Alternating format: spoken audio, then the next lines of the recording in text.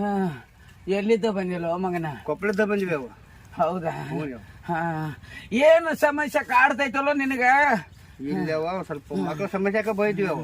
ಹಾ ಮಕ್ಕಳ? ಹ್ಞೂ ನೀವು. ಹಾ ಎಷ್ಟು ದಿನ ಆತು ಮದುವೆ ಆಗಿ? 15 ವರ್ಷ ಆಗೈತೆ ಅವ.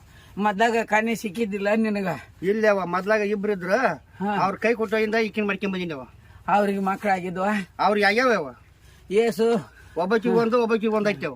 ಹಾ ಇಬ್ರು ಹೆಂಡ್ರಿಗೆ ಮಕ್ಕಳು ಕೊಟ್ಟಿ, ಮೂರನೇ ಹೆಂಡತಿಗೆ ಮಕ್ಕಳು ಕೊಡಕ್ ಆಗಲ್ಲ ಅಂತ ಅಮ್ಮನ್ ತಕ ಬಂದಿದ್ದಿ.